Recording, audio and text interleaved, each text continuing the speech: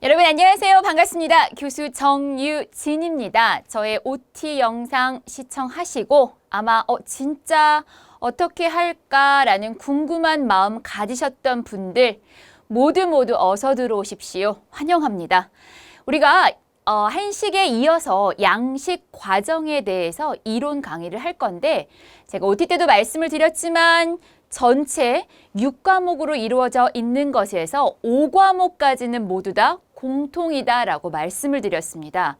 거기에다가 양식의 실기에 넘어가기에 앞서서 배워야 하는 양식 이론 파트를 정리하는 과정, 그게 바로 양식 조리 필기 이론 과정이다라고 생각하시면 될 것 같습니다. 그래서 우리가 이제 본격적으로 챕터 1을 들어가도록 할 건데요. 어떻게 구성이 되어 있나? 모든 강의의 앞에 장에는 어떻게 구성이 되어 있으면서 우리가 어떻게 공부를 할 것인가에 대해서 먼저 확인 작업하고 전체 숲을 한번 그려본 다음에 그 안을 한번 세세하게 들여다보도록 하겠습니다. 그런데 이 챕터 1은요. 굉장히 중요해요. 제가 OT에서 문항수에 대해 설명도 드렸지만 굉장히 하이 빈도수입니다. 빈도수가 굉장히 많이 나오고요. 많이 나오고 그 다음에 여러분들이 암기해야 할 것과 이해를 통해서 어떻게 암기해야 하는 것까지를 공부하셔야 되는 파트다. 라고 생각을 하시면 될 것 같습니다. 그래서 우리가 본격적으로 하실 명품 기본 이론 양식조리 제1강 한번 힘차게 들어가 보도록 하겠습니다. 먼저 공부 범위를 한눈에 보고 시작을 해보도록 하겠습니다. 여러분들 마음의 준비 되셨나요? 펜 들으셨나요? 그리고 교재 펼치셨나요? 아무래도 혼자 공부하시는 과정에다가 저랑 지금 눈맞춤을 하고 있습니다. 그렇다면 저의 목소리를 아주 잘 들으시면서 처음에는 그냥 본래 속도대로 들어주시는 게 좋을 것 같고요. 한 번을 전체를 다 원래 속도로 듣고 나면 그 다음에는 1.5배속, 2배속으로 들으시면 제가 이렇게 지금 이 강의에서 했던 말이 무엇인지 저 뒷강하고 같이 맞물리면서 퍼즐이 맞춰지듯이 굉장히 이해가 쏙쏙 되실 수 있을 거라고 생각이 되어집니다. 그런 의미에서 공부 범위 한눈에 보기는 굉장히 중요한 파트다라고 하겠습니다. 어떻게 되어 있냐면 여러분들이 그 산업인력관리공단에 들어가서 봤더니 과목에는요 한식 재료관리, 그 다음에 음식조리 및 위생관리 파트라고 되어 있습니다 라고 하셨죠. 그런데 주요 항목이 총 6과목으로 이루어져 있다라고 보시면 돼요. 그 주요 항목 중에서 첫 번째 챕터가 되는 위생관리 파트다라고 보시면 되고요. 이 위생관리 파트 안에 세부 항목으로 개인위생, 식품위생, 주방위생 이렇게 6과목으로 이루어져 있다. 6섹션으로 이루어져 있다라고 보시면 됩니다. 그러면 개인위생관리에 들어가게 되면 그 안에 세세 항목으로 조금 더 깊이 들어가는 단원이 된다라고 생각하시면 이해가 조금 더 빠르게 되시나요? 자, 그럼 위생이라고 하는 건 뭘까요? 여러분 조리하는 이들에게 가장 중요한 파트다라고 할 수 있습니다. 생명을 지킨다 생각해 보세요. 생명을 지키려면 어떻게 해야 돼요? 음식이 갖고 있는 재료의 특성, 그 다음에 음식에서 잘못될 수 있는 독, 이걸 잘못 먹어서 걸릴 수 있는 병, 연관해서 관계 법규, 거기에 따른 공중보건, 차례차례 그림이 그려지시겠죠. 자, 1번이 어떻게 되냐면 개인위생관리를 볼 겁니다. 개인위생은 아주 쉬워요. 저 간단하게 보고 넘어갈 거예요.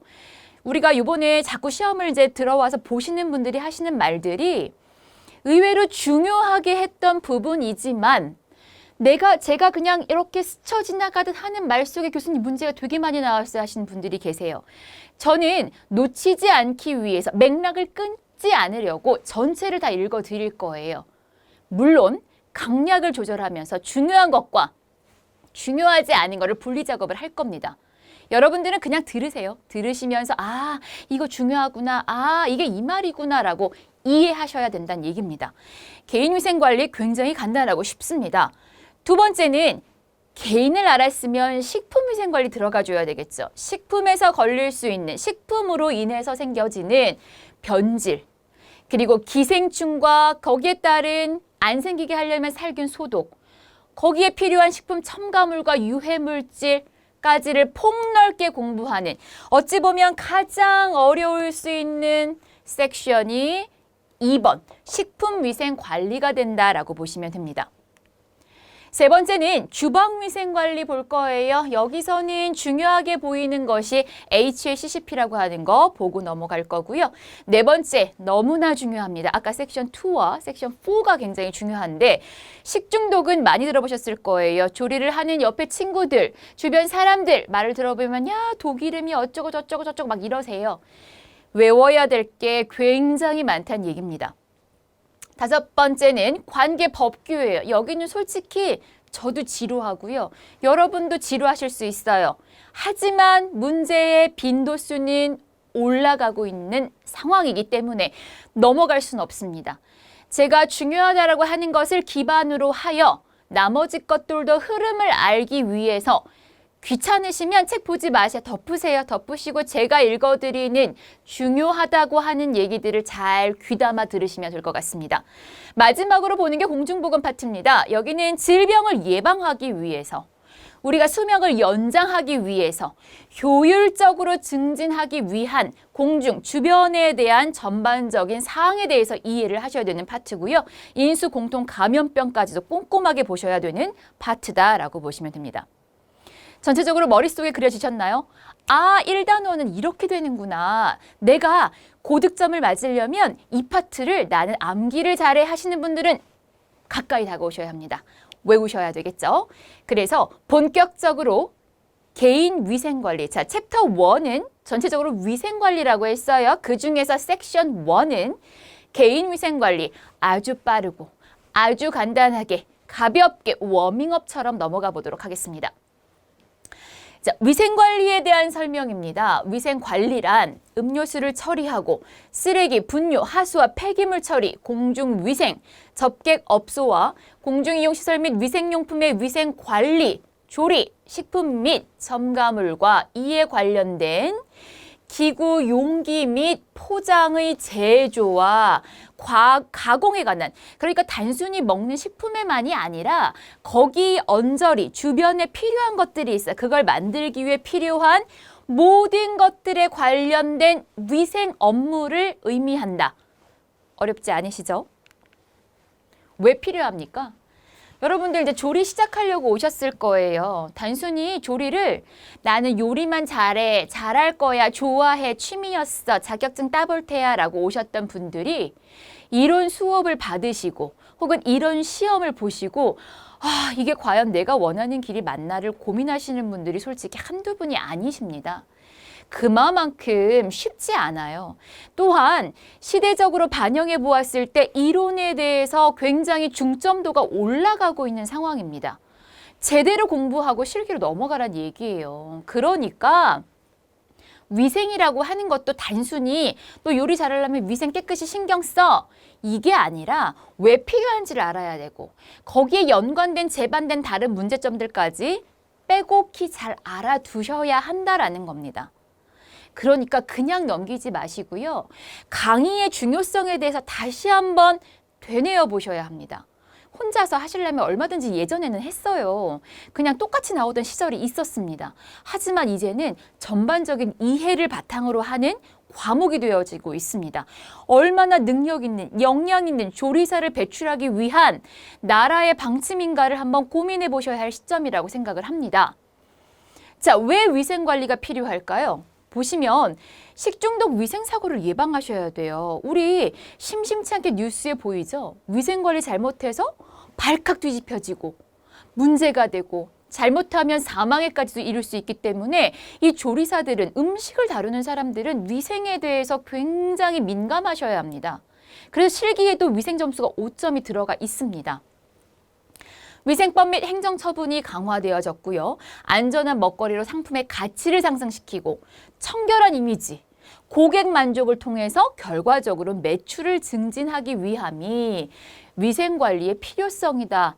이해가 쫙 되시죠? 이런 식으로 읽어드릴 거예요. 자, 위생관리의 건강진단입니다. 가볍게 넘기지만 제가 중요한 때가 오면 졸지 마시라고, 집중하시라고 별표 2개 라고 제가 다시 한번 언급할 거예요. 잠이 확 깨게. 우리가 온라인 수업의 단점이 뭐예요? 제가 여러분의 눈을 일일이 볼 수가 없어요.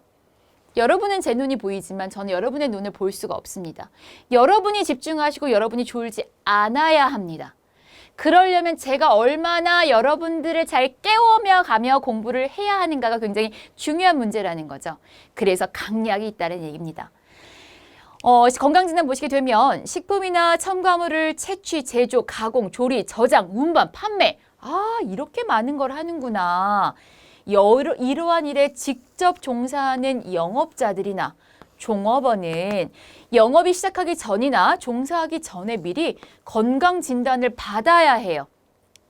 그래서 왜 자격증 따시고 이제 단체급식에 취업하려고 하시는 분들이 보건소 가서 건강보건증 끊어오시는 거 많이 들으셨을 겁니다. 굉장히 중요한 얘기입니다. 거기에다가 건강진단 규칙에서 정하는 바에 따라서 매년 몇 회? 1회를 받아야 한다라는 겁니다. 가볍게 넘길게요. 정말 중요한 건 여기 3번이에요. 별표입니다. 1단원, 선생님 1단원 쉽댔잖아요. 쉬워요? 쉬운데 여기서 이거는 아셔야 돼요.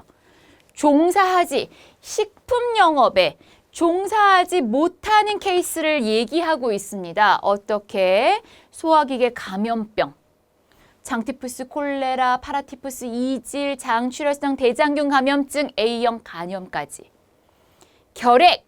자, 그런데 비감염성이에요. 얘는 감염되지는 않는데 라고 해준 것들이 있어요. 비감염성인 경우에는 종사할 수 있다는 얘기예요. 그러니까 이게 틀어져서 잘 나오겠죠. 피부병이나 그 밖의 화농성 질환.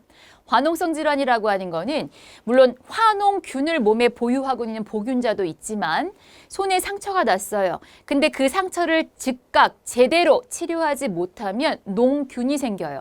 그 균을 가지고 요리한 사람 거를 먹으면 우리가 치명적인 식중독에 걸릴 수가 있다라는 거기 때문에 화농성 질환자도 종사할 수 없습니다.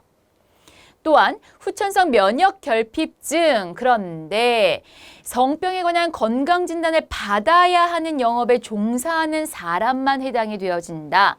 그러니까 요 두 개를 꼬아서 낼 수 있겠구나. 짐작하셨죠? 복장관리입니다. 이거는 왜 중요하냐면 우리가 실기에서 할 거예요. 실기, 복장관리, 실기. 항상 머리카락의 청격을 위해서 힘써야 된대요. 제가 이론 수업하니까 이렇게 머리도 풀러봐요. 저도 조리를 하는 사람이라 머리를 질끈 올리고 조리모를 쓰고 합니다. 실기 때는 그렇게 하겠지만 이론은 지금 음식과 관련된 게 없기 때문에 저도 여러분에게 모니터에서 조금 자연스럽게 보이기 위해서 이렇게 자연스러운 헤어스타일을 했지만 머리카락은 항상 다 조리모 안으로 들어가던지 여자분들 망도 많이 쓰시죠? 이 머리카락이 굉장히 위생상에 문제가 될 수 있기 때문에 착용을 하셔야 합니다. 손톱은 짧아야 돼요. 나 조리 시험 두고 있어. 이제 손톱, 매니큐어 이런 건 전부 다 안 된다는 얘기예요. 시계나 팔찌, 반지 모든 액세서리 금지입니다. 교수님 양식은 달걀 삶는 거 봐야 되니까 시계 갖고 들어가면 안 되나요? 본인의 몸에 부착하실 수 없습니다. 위생복은 깨끗하게 흰색을 입으셔야 되고요. 작업장에서는 전용 작업화라고 하는 안전화를 신으셔야 합니다.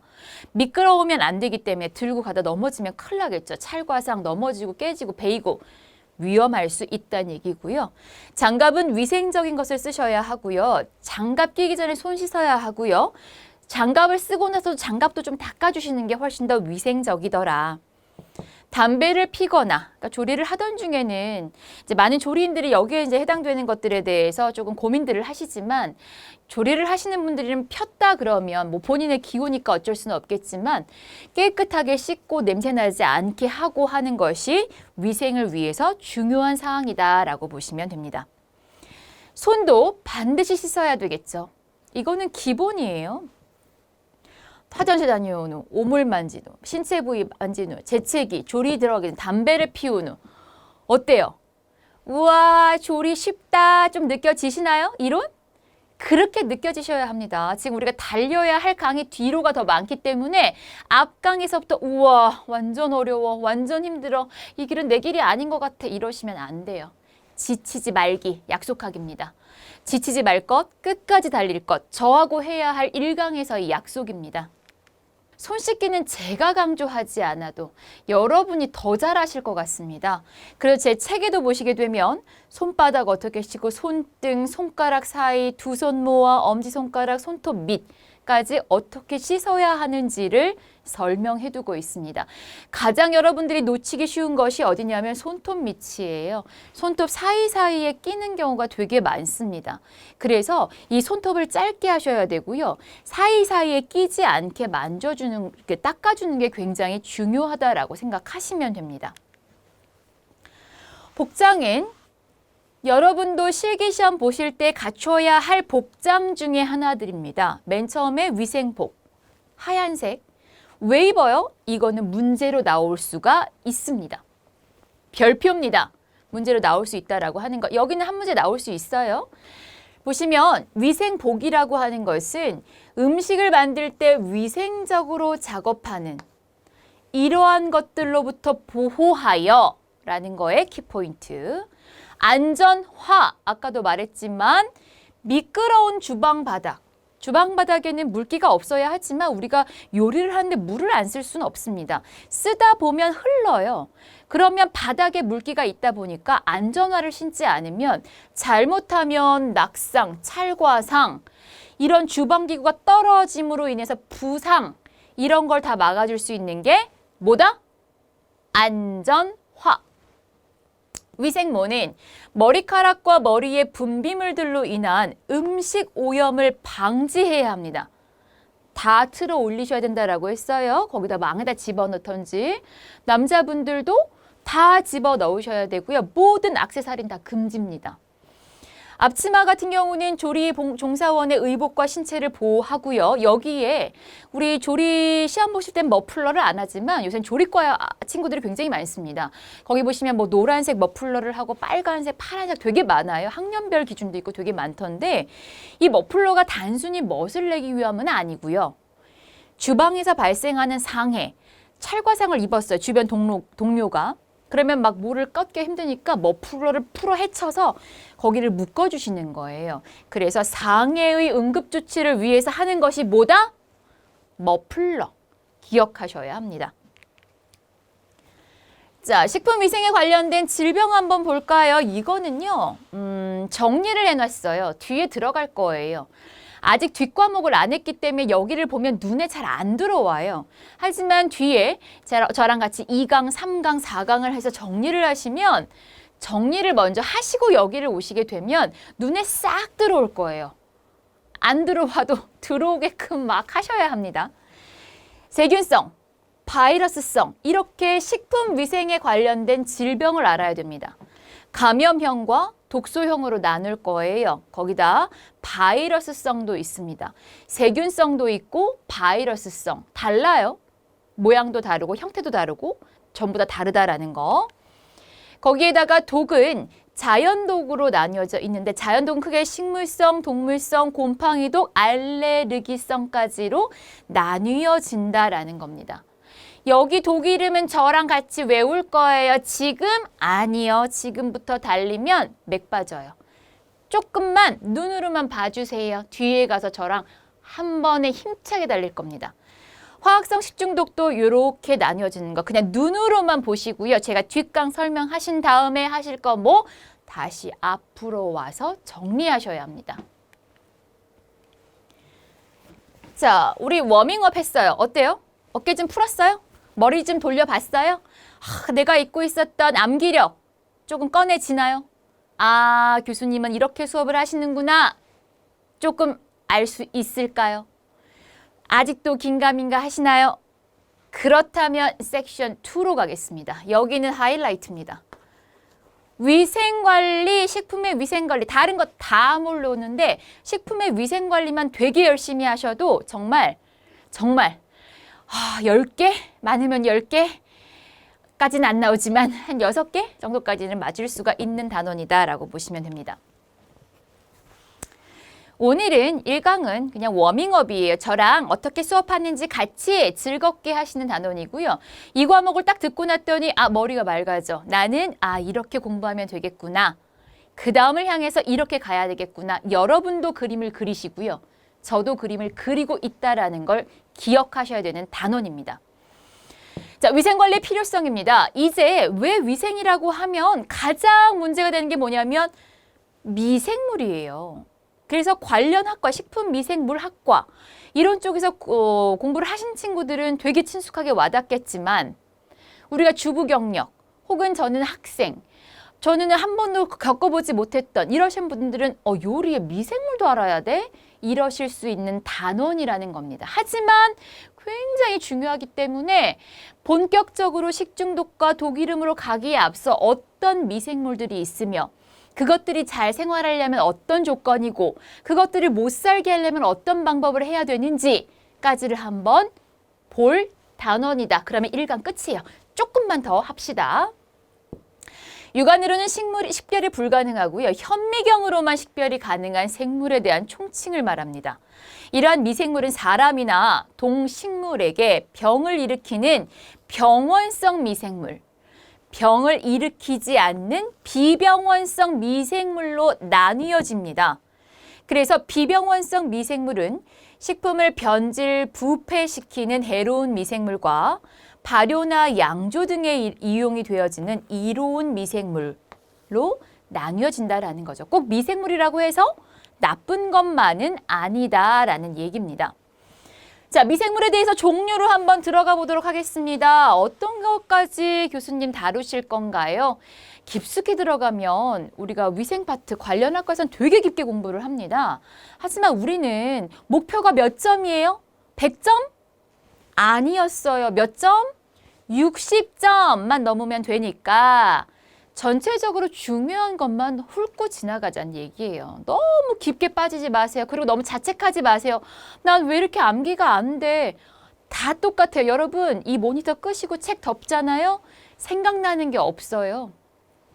정상이에요. 정상. 그러니까 자꾸 보셔야 되고요. 자꾸 들어야 돼요. 공부를 잘할 수 있는 방법.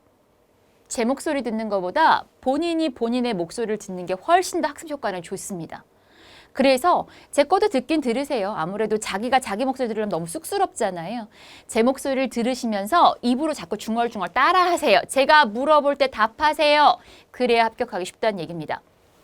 곰팡이입니다. 곰팡이는 진핵세포를 가진 다세포 미생물로 실 모양의 균사체를 형성하므로 사상균이라고 합니다. 들으세요. 포자법에 의해 무성생식을 해서 증식을 해요.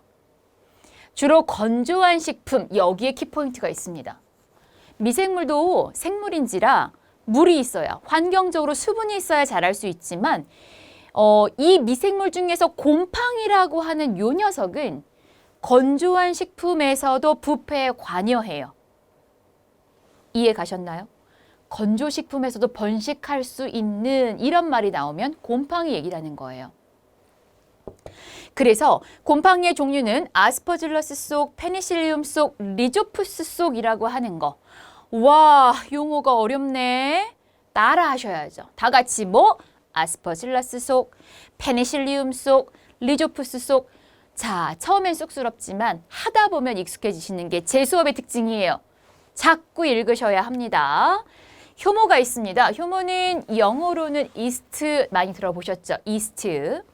단세포의 진균류로 구형, 동그란 원형, 계란형, 타원형 등의 여러 가지 모양을 하고 있고요. 출하법에 의해 무성생식을 하여 증식을 합니다. 일반적으로 식품에 유용한 균으로 쓰이는 게 대부분 효모다라고 보시면 되고요. 술이나 빵을 발효해요. 이스트 들어보셨죠? 스피로헤타는 뭐야? 스피로헤타? 이거는 단세포 생물과 다세포 생물의 중간 단계 미생물이다라고 보시면 됩니다. 나선형의 모양을 하고 있고요. 대표적인 병원체로는 매독, 회귀열, 와일십병, 렙토스피라증 같은 것이 있더라. 안 외워도 돼요. 그냥 보고 넘어갈 거예요. 정말 중요한 건 세균이에요. 세균. 곰팡이, 효모, 세균. 바이러스까지는 별표입니다. 곰팡이, 효모, 세균, 바이러스까지는 그래도 알아야 될 것들. 박테리아입니다. 생물체에 가장 많이 분포하고 있는 단세포의 원핵 생물로서 이분법으로 증식을 하고요. 병원성 미생물의 대부분, 세균은 엄청 많이 들으실 거예요. 세균, 곰팡이 막 계속 들으실 거예요. 대부분이라고 보시면 됩니다. 형태로는 요거는 좀 알아두세요. 구균, 공 모양, 간균, 막대 모양, 나선균, 나사 모양의 세 가지 형태. 예전에는 세균을 묻는 문제도 좀 빈번하게 나왔었습니다. 알고 계세요. 리케차. 리케차는 세균과 바이러스의 중간적인 성질을 갖고 있는데 이 리케차는 외우진 않지만 이 미생물 리케차로 인해서 생길 수 있는 병을 아셔야 됩니다. 발진티푸스, 발진열. 발로 시작해 리발. 리발이에요. 리케차는 발로 시작하네. 별표. 마지막 바이러스입니다. 바이러스는 제일 중요한 거 이거예요. 크기가 제일 작대요. 크기가 제일 작아서 세균 여과기, 대부분 미생물을 걸러주는 세균 여과기라고 하는 것이 있어요. 그런데 미생물 중에서 바이러스는 크기가 너무 작아서 걸러지지 않는 여과성 병원체다라고 알아두시면 돼요. 살아있는 세포에 기생하여 증식하며 숙주를 통해서 필요한 영양분을 합성합니다. 가열, 냉동해도 살아남는 식품, 식기, 손 등을 통해 사람에게 전염되는 경구, 먹어서 걸리는 그러한 전염병의 요새는 전염병이라는 말보다는 감염병이라는 말을 훨씬 더 많이 쓴다. 그런데 이해하기 쉽게 설명하자면 전염과 감염은 같다라고 알아두시면 됩니다. 여기서 마지막 중요한 거 하나, 미생물의 크기. 곰팡이가 제일 커요. 크기는 제일 커요. 제일 작은 거로 외워두세요. 제일 작은 거 바이러스, 제일 큰 거 곰팡이. 곰바예요, 곰바. 미생물 크기 순서 다 외우실 필요는 없지만 크기로 봤을 때 곰팡이가 제일 크고 제일 작은 거는 바이러스더라 라는 것까지 알아두시면 됩니다. 마지막 필수 용어 정리예요. 제 책에 보시게 되면 조리를 하는데 교수님 이런 말도 알아야 돼요. 이거 무슨 말이에요? 하시는 분들이 꽤 많으세요. 그래서 제가 용어를 조금 알기 쉽게 정리를 해드렸습니다. 그냥 보시면서 이런 말은 무성생식이는 뭐구나, 포자법은 뭐구나, 출하법은 분열법은 뭐다라는 것을 한번 보시라고 제가 정리해 두었습니다.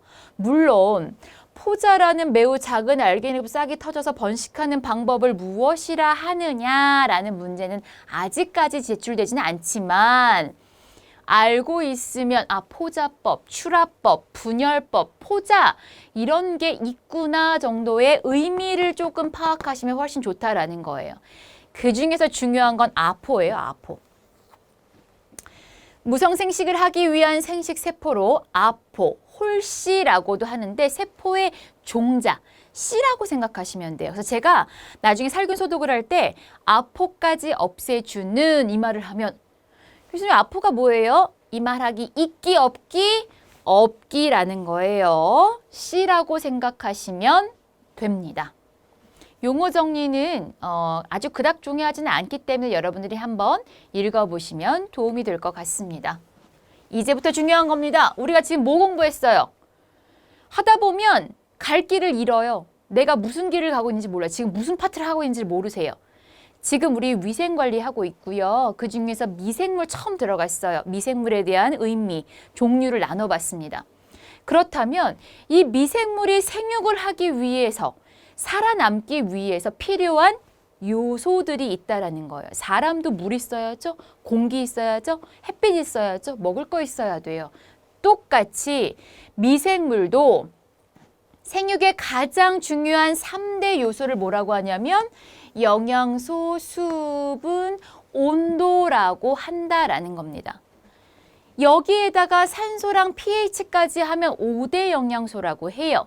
하지만 5대 조건이라고 하지만 이 3대가 제일 중요하다라고 보시면 일단 되고요. 이 두 가지도 중요한 분포도 의미 정도를 알아두시면 됩니다. 영양소. 먹을 게 있어야 된다는 얘기예요. 말 그대로. 미생물도 먹을 게 있어야 자란다. 영양소 끝. 수분. 뭐예요? 물이잖아요. 물. 너무 어렵게 생각하지만 너무 깊게 들어가지 말자. 우리 몇 점 만점? 60점 합격. 수분. 사람도 물이 있어야 돼요. 다른 거 다 없어도 물 있으면 살 수 있어요. 미생물도 마찬가지예요. 생명 유지와 성장의 필수적인 요소이듯이 미생물의 몸체를 구성하고 생리 기능을 조절하는데 절대적으로 필요한 게 뭐다? 수분.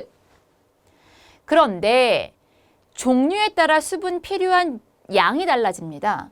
이 중에서 미생물 발육 증식의 보통이 40% 이상이 있으면 돼요. 15% 미만으로 다운을 시키면 번식이 억제돼요. 문제. 자, 수분의 함량을 15% 이하로 했더니 모든 미생물이 거의 다 살지 못했다. 그런데 살아남는 미생물이 딱 하나 있었다. 무엇일까? 이건 나올 수 있어요. 15% 이하에서는 절대, 미만에서는 미생물이 번식하지 못한다 했는데 뭐지? 요놈이에요. 요놈. 제가 아까 뭐라 했어요? 건조식품에서도 살 수 있다. 누가? 곰팡이가. 왜? 곰팡이는 건조한 환경에서도 잘 자랄 수가 있다라고 했단 얘기입니다. 이건 되게 중요해요. 필요한 수분량 순서입니다. 제일 많이 필요한 게 세균이고요. 제일 안 필요한 게 곰팡이였어요. 크기랑은 달라요. 크기는 곰바. 곰팡이가 제일 컸고 바이러스가 제일 작았지만 그거보다 더 잘 나오는 건 수분량이에요. 제일 적은 게 누구다? 곰팡이다. 자, 영양소 있어야 된다라고 했어요. 그리고 또 뭐 했어요, 지금? 와, 방금 말해도 기억 안 나죠? 수분 했어요, 수분. 그 다음 세 번째 온도예요. 일반적으로 굉장히 낮은 온도거나 높은 온도면 미생물이 번식할 수 없어요. 그죠? 그렇다면 미생물이 아주 잘 자랄 수 있는 적절한 저온이 있습니다. 이것은 암기하셔야 합니다. 별표 2개입니다. 저온균은 여러분들이 외워야 될 건 요거예요. 최적 증식 온도. 요게 나와요. 증식하기 가장 좋은 온도. 저온균은 15에서 20도가 되면 너무너무 시원한 느낌 잘 자라고요. 중온균은 여기는 25에서 37도예요. 요 중온균이 좀 잘 나와요. 고온균은 50에서 60도다라고 보시면 됩니다. 중온균이에요. 중온균. 자, 그 다음에 대장균까지 알아두세요. 최대 증식 온도는 30에서 40도. 최대 성장 가능 온도는 8에서 45도. 온도에 따른 미생물의 구분, 특히 저온균, 중온균, 고온균의 최적 가능 온도 암기. 네 번째, 산소입니다. 산소, O2. 우리도 어때요? 산소가 있어야 살아요. 신선한 공기를 필요로 한다는 얘기죠. 미생물은요, 산소를 필요로 하는 것도 있고 필요로 하지 않는 것도 있습니다.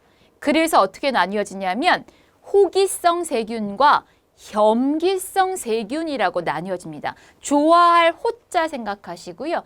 나 혐오해, 싫어할 혐자 생각하시면 돼요. 산소를 좋아해, 그러면 호기성균. 산소를 없어도 돼, 그러니까 넓은 의미로 말하면 싫어해. 그래서 염기성 세균이라고 보시면 되고요. 거기에 하나 더 별표 2개까지는 아니고 그냥 별표. 통성염기성과 편성염기성 의미 알아두셔야 됩니다. 통성은 뭐냐면, 그러니까 염기성, 넓은 의미는 염기성이에요. 별로 안 좋아하는, 필요 없는. 그런데 통성염기성은 뭐냐 하면 있으나 없으나 상관이 없네. 그러면 통성염기성. 편성은 절대, 전혀 없어야 되는 균이 편성염기성 균이다라고 보시면 돼요. 그래서 대부분의 세균은 다 통성을 하고 보시면 돼요. 요거는 나오더라고요, 문제로. 객관식 지문이 되게 길어졌습니다. 통성염기성 세균의 대표적인 거 세균. 편성염기성 세균 중에서는, 그러니까 병원성, 대부분의 병원성이고요. 보툴리랑 웰치. 요거 뒤에서 식중독 할 때 할 거예요. 보툴리, 웰치는 편성염기성이다. 그러니까 제 강의는 뒤까지 가봐야 돼요. 뒤까지 가서 들었더니 이 단어 어디서 들었지? 다시 앞으로 빽 해서 듣다 보면 어머 퍼즐이 맞춰져. 이제 무슨 말인지 알겠어가 된다는 얘기입니다. 마지막 pH예요. 수소 이온 농도라고 하는 겁니다. pH 들어보셨죠? pH 뒤에 가면 우리가 이제 식품학에서 좀 공부를 할 건데 보통 pH라고 하는 것은 수소 이온 농도표라고 합니다. 그래서 1과 7과 14로 나뉘어져 있어요. 그래서 1에 가까우면 산성으로 보고요. 7이 중성으로 봅니다. 14를 알칼리성으로 봐요.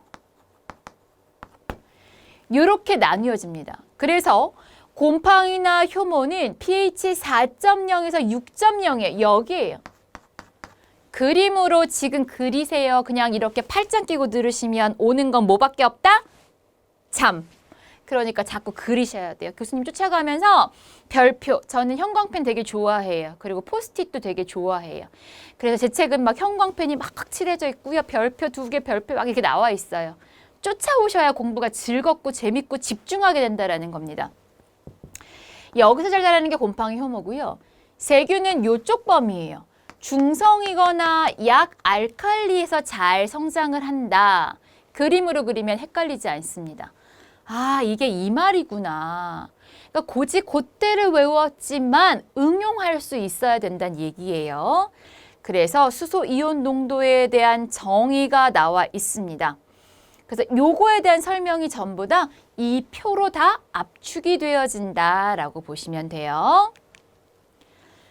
자, 위생 지표 세균 보도록 할게요. 식품을 제조, 가공, 저장하는 동안 세균에 의해서 오염될 가능성이 있는데 이때 세균은 빠르게 증식하여 부패나 식중독을 일으킬 수가 있더라라는 겁니다. 그래서 전부 다 세균을 검사할 수는 없어요. 표본을 본다라는 거죠. 그래서 지표가 되는 세균을 정해서 식품을 오염시킨 세균의 정도와 식품의 안전성 및 보존성 여부를 간접적으로 평가한다라는 겁니다. 일반적으로 뭐를 많이 쓴다? 대장균을 위생 지표로 가장 많이 쓴다. 그랬을 때 오염 여부를 판단할 수 있다라고 보시면 됩니다. 대장균 나오죠? 대장균 되게 중요해요. 위생균에 있어서 가장 지표라는 말이 뭐냐면 기준이란 얘기예요. 기준이 되어지는 게 지표가 된다라고 보시면 돼요. 그래서 대장균군의 특징은 어떠냐면 식품이나 수질의 분변 오염 지표 세균이 되는 거고요. 그램 음성의 무화포성, 무포자 간균이고요. 유당을 분해해서 산과 가스를 생성하고 호기성으로나 통성, 혐기성 균이 되더라. 제일 중요한 건 5번이에요. 대장균군에서 가장 대표적인 세균은 대장균으로 병원성을 띠기도 한다라는 겁니다. 그래서 그람 음성과 그람 양성이라는 말이 자꾸 나오는데 교수님 무슨 말이에요? 이 그람이라는 사람이 만든 그람 염색법이에요. 그래서 염색을 딱 했더니 음성의 결과를 보이는 세균을 그람 음성이라고 합니다. 음성이 무슨 색이냐면 보라색이에요.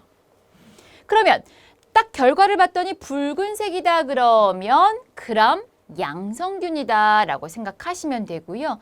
일반적으로 여기는 감염형, 음성이 감염형, 양성은 독소형 세균을 대부분 일으킨다라고 보시면 됩니다. 그러니까 그냥 흘러들었는데 지나가다 들었는데 자꾸 그람 음성, 그람 음성, 그람 양성, 그람 양성 이게 무슨 말이지? 아, 대부분이 이렇게 되는 거구나. 누가 물어보면 풍어를 읊어야죠. 그래도 제 강의 들었는데. 거기다 유당이라고 하는 건 뒤에 가서 다시 한번 설명할 거니까 눈으로만 한번 보시면 될 것 같습니다. 자, 그러면 미생물도 봤어요. 미생물이 잘 번식하기 위한 요건도 공부했어요. 그렇다면 우리는 식품에서 미생물이 많이 들어있으면 식품이 어떻게 돼요? 못 먹게 되죠. 그것을 유식한 말로 변질이라고 해요. 변질까지를 보고 변질되지 않게 하기 위한 방법까지 하면 1강 끝이에요. 조금만 더. 변질입니다. 식품이 어떤 요인에 의해서 성분이 변화해서 영양소가 파괴되고 원래 성분을 잃어서 맛이나 냄새 이런 게 변하게 되는 것, 못 먹게 되는 것. 이것을 뭐라고 한다? 변질이라고 한다라는 겁니다. 미생물 때문에 그럴 수도 있고요. 그 다음에 식품에 함유되어 있는 효소의 작용 및 산화로 인해서 변질될 수도 있습니다. 중요한 건 변질의 종류입니다. 부패, 변패, 산패, 그리고 발효까지 알아두시면 되는데 중간에 교수님 후란 있는데요. 후란은 요새는 잘 안 나와요. 왜냐하면 우리가 육안으로 혐기성인지 호기성인지를 구분하기가 쉽지 않기 때문에 대부분 식품으로만 따집니다. 단백질 식품이에요. 단백질, 알류, 고기류, 콩류 이런 것들 있죠. 이런 게 변질됐어. 뭐에? 혐기성균에. 혐기성이 뭐였죠? 산소를 싫어하는 균. 호기성, 산소를 좋아하는 균. 후란, 부패라고 한다. 그런데 부패라는 말이 더 많이 나온다. 변패는 탄수화물이에요. 탄수화물. 주된 게 탄수화물이에요. 지방보다는 탄수화물. 밥, 빵, 떡 이런 게 변질됐어. 못 먹게 됐네. 그러면 부패가 아니라 뭐다? 변패. 산패는 지방이에요. 지방. 기름. 기름, 튀김기름 올려놨더니 어머 기름에서 냄새나. 눈 아파. 못 먹겠어. 그러면 이제 뭐라고 말한다? 유식한 말로 산패. 발효는요? 발효. 뭔지 몰라도 되게 좋은 것 같죠? 우리는 뭐 발효 음식 많이 먹잖아요. 김치, 요구르트, 치즈 많죠? 즉 탄수화물이 미생물에 의해서 분해됐는데 먹을 수 있는이에요. 먹을 수 있는. 그러니까 먹을 수 있냐, 먹을 수 없냐의 기준에 선다라고 보시면 돼요. 먹을 수 없으면 부패, 변패, 산패, 먹을 수 있으면 발효. 둘 다 미생물에 의한 작용이지만 기준, 차이점은 뭐다? 먹을 수 있다, 먹을 수 없다라고 보시면 돼요. 식품이 부패되었을 때 발생하는 유해 물질도 알아두세요. 황화수소, 아민류, 그다음에 암모니아, 인돌, 메르캅탄 같은 것들이 있다라고 보시면 됩니다. 자, 부패 판정입니다. 식품이 완전히 부패가 되면 악취가 나고 변색되기 때문에 식품의 변질 여부를 쉽게 판별할 수 있어서 위생상 문제가 일어나지 않지만 초기 부패는 알 수가 없어요. 진짜 막 곰팡이 피고 썩으면 눈에 보이지만 얘가 긴가민가 하는 게 어렵단 얘기예요. 그래서 이런 것을 판정하는 방법에는 관능 검사, 생균수 검사, 화학적 검사 같은 것이 있다란 얘기입니다. 많이 들으셔야 돼요. 용어를. 관능 검사. 우리 식품영양학과 친구들은 잘 알 거예요. 관능 검사 많이 해요. 시각, 후각, 미각, 촉각을 이용해서 판정하는 거예요. 다 골고루 확인해보고. 그리고도 생균수를 검사하는 방법이 있어요. 세균의 수를 세보는 거죠. 그래서 세균 수가 1g당 10의 5승 안전이에요. 집중이 자꾸 떨어지려고 지금 40분 넘어가니까 집중이 흐트러져요. 여기 별표 2개. 10의 몇 승? 7에서 8승인 경우를 뭐라고 본다? 초기 부패로 본다. 화학적 검사를 할 수가 있습니다. 지금 다 변질을 공부하고 있어요. 변하는 것들.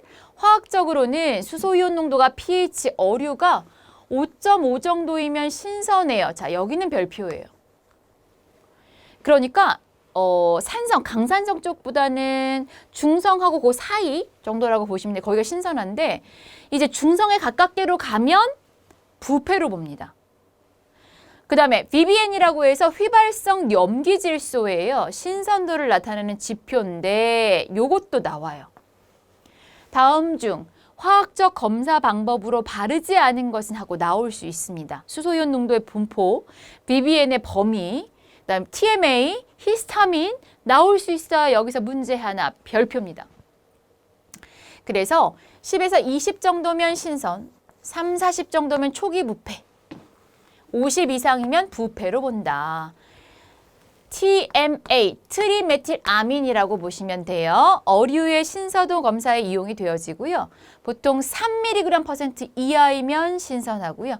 4 내지 6이면 초기 부패로 본다라는 거. 히스타민은 어패류의 단백질이 분해된 아미노산 히스티딘이 탈탄산 작용에 의해서 일어나게 생성되어진다. 이게 많이 들어간 걸 먹게 되면 알레르기성, 온몸이 뻘겋게 일어나면서 막 가려워져요. 그렇게 된다라는 거 전부 다 화학적 검사를 통한 부패 여부를, 변질 여부를 알아볼 수가 있다라는 거. 여기서 한 문제 나와요. 기억. 그래서 미생물의 작용에 의해 단백질 식품이 불패할 때 생기는 암모니아 아민의 총칭, 휘발성 염기질소, VVN이다라고 했었습니다. 자, 이제 정말 마지막. 힘을 냅시다. 힘을 내. 힘을 내요. 어깨도 한번 움직이시고요. 지치지 말고 잘 봅시다. 누구도 변질된 식품을 먹고 싶어하는 사람은 없어요. 그렇다면 관리를 잘해야죠. 어떻게 해야 되는가? 그겁니다. 보존법이에요. 변질을 방지하고 안전하게 보존하기 위한 방법에는 뭐가 있을까라는 거죠. 제일 첫 번째가 뭐냐면 아까 미생물이 번식하기 쉬웠던 조건을 떠올리시면 좀 쉬울 거예요. 아까 물이 있었어요. 수분이 충분하면 잘 살 수 있다라고 했었죠. 그런데 그 물을 없애버리는 거예요. 그러면 당연히 못 살겠죠. 우리는 신선한 걸 유지할 수 있겠죠. 그게 바로 건조법이다라는 겁니다. 수분이 반드시 필요하니까 15% 이하로 감소시켜야 해요. 미생물의 증식을 억제함으로써 식품을 보존하는 방법이다라고 했습니다. 어떠한 것이 있나요? 건조법에는 일광건조, 말 그대로 어때요? 햇볕과 바람, 열풍, 가열 공기, 고온건조, 90도씨 이상 고온, 직화, 백원법이라고 합니다. 불에다가 직접 접촉해서 건조시키는 방법이에요. 그래서 향이 조금 많이 나요.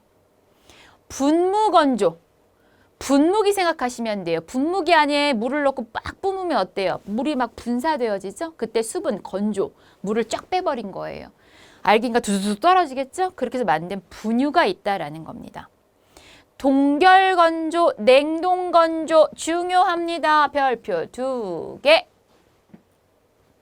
동결시킨 후 얼음을 승화시켜 건조하는, 얼렸다가 말리면서 해주는 방법을 말하는데 여기에는 뭐가 있냐면 이 두 가지가 중요해요. 당면과 한천, 고구마 전분으로 만들어주고요. 우뭇가사리로 만들어줘요. 해조류 중에서.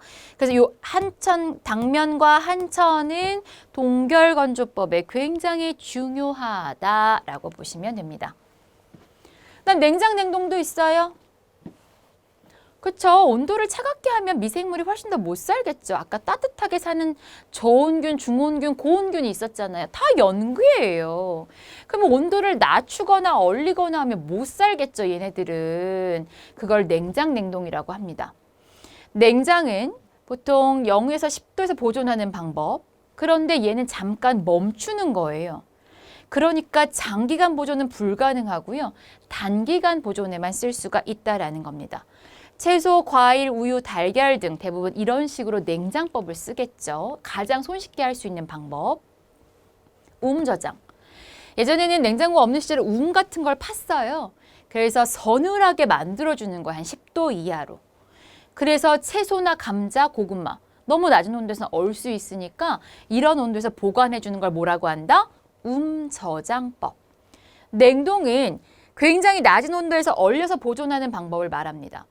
여기는 미생물이 이용할 수분이 얼기 때문에 생육은 억제돼서 장기간 보존이 가능하지만 미생물이 죽은 건 아니에요. 잠깐 활동을 멈춘 거예요. 그래서 상온에 다시 꺼내놓게 되면 미생물은 증식할 수가 있더라라는 거 알고 계셔야 돼요. 그러니까 문제에서 꼬아낼 때 냉동법을 쓰면 모든 미생물은 사멸할 수 있다라고 나오면 땡이 된다는 얘기겠죠. 그러면서 제 OT 영상에서 제가 되게 중요하다라고 했던 거 여기 나왔어요. 급속 동결과 완만 동결이에요. 무슨 말이에요? 급속은 뭐예요? 아주 빠르게. 완만은 천천히. 그죠? 자, 그런데 급속이라고 하는 건 마이너스 40도씨 이하의 온도에 빠르게 동결하는 걸 말해요. 그런데 이렇게 빠르게 하게 되면요. 결정의 크기가 작고요. 결정의 수는 되게 많아져요. 작은 게 엄청 촘촘히 많아져요. 천천히 얼리면 결정의 크기가 되게 커요. 크니까 수는 적겠죠. 이해하셨죠? 급속동결은 단백질의 변성이 적어서 식품의 원상 유지가 가능합니다. 그런데 이렇게 천천히 얼린 거는 중간에 단백질이 많이 변해요. 그래서 식품의 원상으로 돌아가기가 조금 불가능하다는 얘기예요. 여기까지만 봐도 뭐가 더 좋은 것 같아요? 급속동결이겠죠. 그러면서 드립이라고 하는 게 나올 거예요. 드립?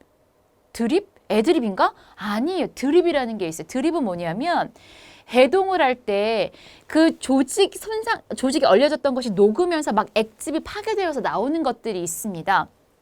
이렇게 식품에서 흘러나오는 액즙, 나쁜 액즙이에요. 이것을 드립이라고 해요. 그러니까 좋은 거, 나쁜 거? 나쁜 거예요. 이게 적어요. 적다는 얘기는 품질이 훨씬 더 좋다는 얘기가 되겠죠. 여기는 발생이 훨씬 더 많으니까 품질이 훨씬 더 떨어진다라고 하겠죠. 급속동결은 식품과 얼음의 분리가 거의 나타나지 않고요. 여기는 심하게 나타납니다. 수분이 식품 속으로 재흡수되어서 조직이 좋아지고요. 여기는 조직이 나쁘다라고 되어 있습니다. 즉 여러분들이 제가 OT에서 다시 한번 설명을 드렸지만 되게 중요한 게 뭐였냐면 천천히 얼리는 것과 빠르게 얼리는 거는 굉장히 중요하다라고 했었습니다. 그 저장 온도를 보시게 되면 어떠한 것을 보통 말하느냐. 자, 실온에서 했다 그럼 보통 이 정도. 냉동으로 했다면 저 정도. 보온을 했다면 이 정도. 굉장히 상식선으로 알아두시면 된다라는 얘기예요. 가열살균이에요. 여러분, 지금 하고 있는 파트가 뭐예요? 저 이렇게 중간중간 되게 잘 물어봐요, 수업 시간에. 그럼 절대 못 졸아요, 제 수업은. 뭐예요? 미생물이 번식하지 않게 하기 위한 조건들을 통해서 방법들을 보고 있어요. 건조했고요. 냉장냉동했어요. 가열해야죠, 이번엔. 가열살균법입니다. 되게 중요한 거 나와요. 저온살균법. Low temperature long time이에요. 장시간이란 말은 좀 잘 안 써서 저온살균법이라고 합니다. 중요합니다. 몇 도에서 얼마? 60에서 65도에서 30분. 고온단 시간, HTST. 이걸 말하는 이유는 제가 이것만 강조했더니 영어로 나왔대요. 억울해서 안 되겠어요. 틀리면 안 될 것 같으니까 그냥 생각하시면 돼요. HT니까 High Temperature Short Time이 되는 거예요. 70에서 75도에서 30초간. 초고온 순간 울트라 하이 템퍼레이처에 굉장히 높은 온도. 여러분 사 먹는 작은 우유팩, 서울우유, 매일우유 이렇게 팩 있죠. 그게 제일 저렴한 가격. 걔가 우리가 초고온 순간살균법이라고 보시면 돼요. 그래서 나온 이 세 가지가 우유 살균법이다라고 보시면 돼요. 암기 중요해요. 그런데 우유에 쓸 수 없는 거 뭐? 고온 장시간이에요. 고온에서 장시간 살균한다고 생각해 보세요. 어떻겠습니까? 영양분 다 죽어요. 쓸 수 없습니다. 그래서 어디에 써요? 통조림에 써요. 우유 살균법 세 가지 각각의 온도와 시간 암기. 조사 살균법입니다. 방사선이나 자외선 쬐서 하는 거. 자외선 살균법. 살균력이 강한 2500에서 2800 옴스트롱. 이따 공중보건에서 수업할 거예요. 여기다 조사시켜 살균하는 방법으로서 조리기구 등에 많이 이용이 됩니다. 방사선 살균법, 코발트 60선 암기. 식품에 조사시켜서 하는 살균 방법 중에 하나. 코발트 몇? 60. 자, 이제 절임법으로 가겠습니다. 지금 다 무슨 방법? 미생물 번식하지 못하게 하는 방법. 염장법. 뭐예요? 말만 들어도 소금에 절여주는 거겠죠? 소금 몇 프로? 10% 이상. 소금 2, 3%는요, 이건 기분 좋은 짠맛. 그러면 소금 10% 이상 해줘야 얘네들도 힘들어요. 너무 짜서. 이렇게 해주는 삼투성에 의해서 미생물을 억제해주는 염장법. 젓갈 농도 문제 하나. 다음 중에 젓갈의 농도는 염장법 몇 프로인가 나와요. 60% 이상 한다. 땡! 20에서 25%다라고 보시면 돼요. 당장법입니다. 슈가링이에요. 슈가링. 설탕이에요. 설탕의 50% 이상. 삼투압을 이용해서 해주는 거. 잼이나 젤리, 그다음에 마멀레이드, 양갱 이러한 것도 설탕이 많이 들어가면 번식할 수 없다는 얘기입니다. 염장, 당장, 산장, 피클링. 자, pH가 낮은 초산이라든지 젖산, 구연산을 이용하여 식품을 저장하는 방법입니다. 피클이나 장아찌 같은 것이 이용이 되어진다라고 보시면 되고요. 여기서 문제 하나 더. 이제 문제가 점점 어려워진다라고 했었어요. 요게 나왔어요. 이거. 알아두셔야 돼요. 염장법에서 물간법은 식품의 적당한 농도의 소금용액에 담가두는 거예요. 생선, 물간, 풍덩 담그는 거예요. 마른 간법은 마른 간법이니까 아예 말리는 건가? 이게 아니라는 거예요. 소금을 직접 뿌려주는 거, 표면에다가 분무기 같은 걸로 이용해서 뿌려줘서 해주는 게 마른 간법이에요. 물간, 마른 간법, 압착 염장법. 이거는 돌처럼 무거운 거를 눌러주는 방법을 말해요. 염수주사법. 이거는 어육에 염수를 주사기처럼 넣어주는 거를 말합니다. 햄이나 베이컨 같은 것이 있다라고 보시면 돼요. 자, 이제 거의 다 왔어요, 여러분. 힘을 냅시다. 힘. 자, 마지막 복합처리법이에요. 훈연이에요, 훈연. 연기에 그을려주는 것을 말하는데 이번 시험 보신 분이 나왔대요.